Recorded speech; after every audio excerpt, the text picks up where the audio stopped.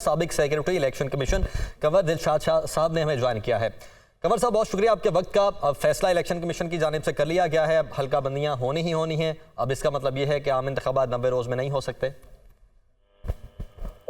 हल्का बंदियां का जो इलेक्शन कमीशन पाकिस्तान का शेड्यूल दिया है, जो अपना रोड मैप दिया है, वो बड़ा हकीकी मायनों में बहुत दुरुस्त फैसला किया उन्होंने।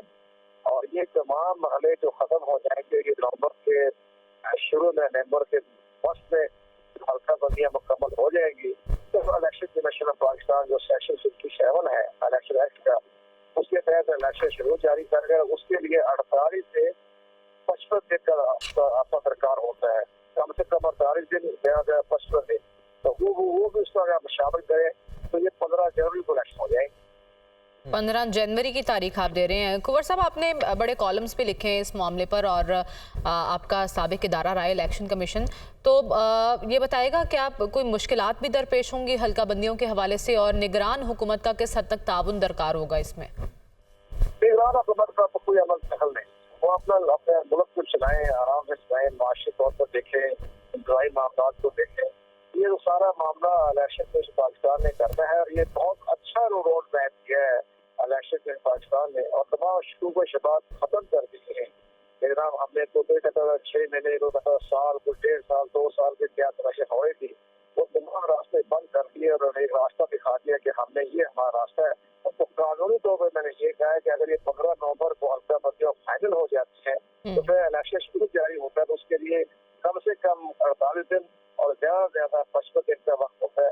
तो आप 48 दिन समझे तो फिर ये जनवरी का दूसरा हफ्ते ही नजर आ रहा है कि इलेक्शन जो है वो मुमकिन हो सकेंगे, और ये बड़ा अच्छा रोड मैप किया है इलेक्शन पाकिस्तान।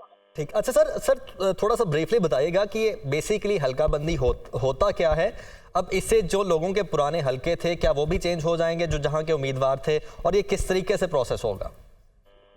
चूंकि जो नई मर्दशुमारी है, डिजिटल मर्दशुमारी, इससे कुछ इलाके जो हमारे जो पुराने हम कहते थे वार्ड, उस वार्ड की जगह आ गया सरचार्ज, और जहाँ लिखा हुआ था डीलर लिखा हुआ था तो वहाँ इन्होंने सर्कल दे दिए।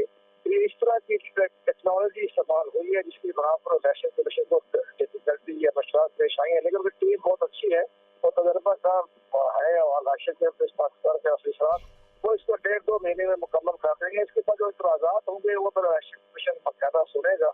उसका जो कानून में लिखा हुआ है वो 1 महीने के अंदर अंदर तमाम इतराजात का फैसला करना होता है। तो 1 महीने में इतराजात भी दूर कर देंगे, फिर उसका नोटिफिकेशन कर देंगे। इसके हाई कोर्ट जाते हैं, सुप्रीम कोर्ट जाते हैं, उनका राइट है अपील करने का। ये सारा मरहला ये 15 नवंबर तक मुकम्मल हो जाएगा, जैसे कि आप बता रहे हैं कि आज रोड मैप किया है। कुंवर साहब, आपकी इसी बात को आगे बढ़ाते हुए आपने कहा जब सेंसस हुए तो बहुत सी पॉलिटिकल पार्टीज को उस पर तहफुजात थे, अब जब हल्का बंदियां होंगी तो उस पर भी अगर किसी को एतराज हुआ तो वो उसको चैलेंज किया जा सकता है, और उसके लिए कितना वक्त दरकार होगा आगे? उसका ज्यादा 15 तो ज्यादा नहीं देंगे कि उसमें जो हमारा जो कानून है इलेक्शन एक्ट का जो सेक्शन है 17-18, उसमें इतना होता है कि जब इलेक्शन के बाद हल्का बंदे पर गजट नोटिफिकेशन जारी कर दे तो किसी अदालत में चैलेंज नहीं किया जा सकता है, फिलहाल अपील की जा सकती है। तो अपील करते करते ये सारे मामले शुरू हो जाएंगे। ये सारा जो रोड मैप आया ना आपके सामने, वो जो गुज़िश्ता रोज जो चीफ इलेक्शन कमीशनर की और चीफ जस्टिस पाकिस्तान की 2-2.5 घंटे से जब मुलाकात हुई, उसमें सारे आइन और कानून के बारे में हम मसाइल जरूर तेरे बहस आए। इसका आर्टिकल 51 देखा गया होगा, आर्टिकल 218, इसके बाद आर्टिकल 224, 24A, ये तमाम मामला के बारे में डिस्कस करने के बाद ही आज इलेक्शन कमीशन पाकिस्तान ने रोड मैप किया। तो ये बड़ी खुश आयन है कि दोनों आईनी सरबराहों की मुलाकात हुई और उसके नतीजे में ये ख्याल है कि रोड मैप आ गया। अच्छा सर, एक चीज़ बताइएगा कि हल्का बंदियों के नतीजे में फॉर एग्जाम्पल एक उम्मीदवार था, उसका हल्का नंबर 5 था, अगर नई हल्का बंदियां होती हैं तो उसका हल्का नंबर भी चेंज हो जाए? हो जाए, हल्का मुझे असर नहीं पड़ेगा। लेकिन अगर सर थोड़ा फर्क भी पड़ता है, अगर थोड़ा फर्क भी पड़ता है, वहां पर कुछ लोगों के तहफुजात ये भी थे कि हर शख्स ने अपने अपने हल्के में काम करवाए। अगर मैंने अपने हल्के में काम करवाया और इन हल्का बंदियों के नतीजे में मेरा हल्का चेंज हो जाता है तो मैं फिर नए हल्के में किस तरीके से वोट लेने जाऊंगा? ये आपने सही निशानदेही की, और यही मसाइल हैं जो इतराज़ात दाखिल किए जाएंगे और मामला आला अदालत तक पहुंच जाएगा। ये तो हम तो ये कहते हैं कि जिसने काम किया हल्के में 3-4 साल जो MLA MP रहा है, तो उसका हल्का में कोई यूनियन कौन सा चेंज हो गई तो फिर जाहिर है उसने अपने लिए बहुत बड़ी जगह करे, तो आपको फैसला थोड़ा आला अदालतों ने करना है तो वो जाएगा, आला अदालतों अपने लिए जाएंगे। ठीक है, कुंवर साहब हमारे साथ ही मौजूद रहेगा। अदील वड़ाइच, आपसे जानना चाहते हैं कि अगर नई हल्का बंदियां होती हैं उस सूरत में क्या कौमी असम्बली में अरकान की तादाद बढ़ भी सकती है? देखिए, इस हवाले से आइन में तरमीम जो है वो जरूरी है, जो कि अब हो नहीं सकती।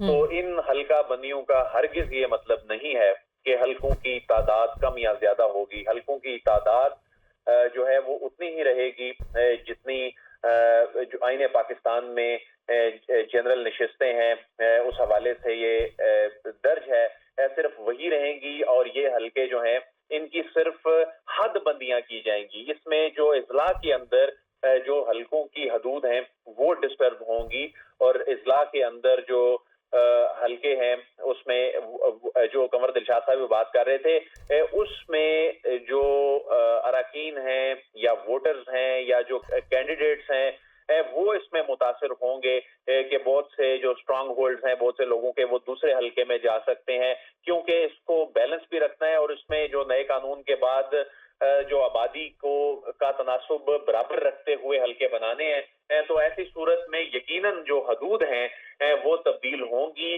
और ये मामलात लिटिगेशन में आला अदालतों तक जाएंगे।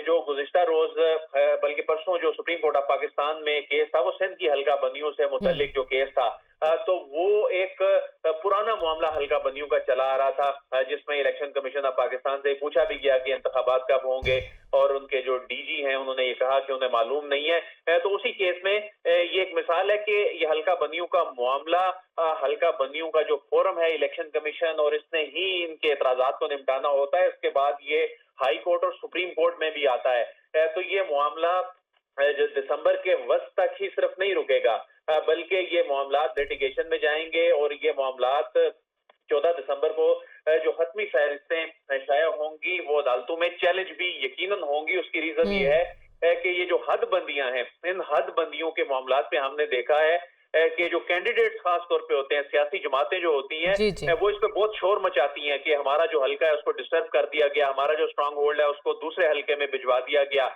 तो हल्कों के जो नंबर्स हैं वो तो तब्दील नहीं होंगे, अलबत्ता जो हद बंदियां होंगी इनका खासा इम्पैक्ट होगा जो इस वक्त एक जो पॉलिटिकल माहौल है उसके हवाले से। और इल्जामात भी हमने देखा कि लगते हैं कि हल्का बंदियां जो हैं इनके हवाले से जी असरअंदाज हुआ गया इनके ऊपर, और इनको तब्दील किया गया, क्योंकि जो अमला नक्शा लेकर सामने बैठेगा और ये जो कमेटियां बनाई जाएंगी, जो हल्का बंदियां कमेटियां बनाई जाएंगी, तो हल्का बंदियां कमेटियां पहले प्रिलिमिनरी हल्के बनाएंगी, उसके बाद जब इनको अवाम के सामने रखा जाएगा तो एक एतराज उस वक्त आते हैं, वो एतराज सुने जाते हैं, उन्हें निपटाया जाता है। उसके बाद जब फाइनल ये पब्लिकेशन होती है तो उसके बाद ये फिर दीगर अदालतों में जाते हैं। तो ऐसी सूरत में जो 14 दिसंबर की तारीख है वो तो अगर हम बड़े क्लोज मार्जिन के साथ चलें और उसके बाद शेड्यूल आए तो ये मामला जो है ये जनवरी के आखिर और फरवरी में या मार्च तक जाता दिखाई देता है। लेकिन अगर ये मामला लिटिगेशन में चले जाते हैं तो ये मामला आगे भी जा सकते हैं इंतखाबात के इनेकाद के हवाले से, क्योंकि ये वो बुनियादी चीज है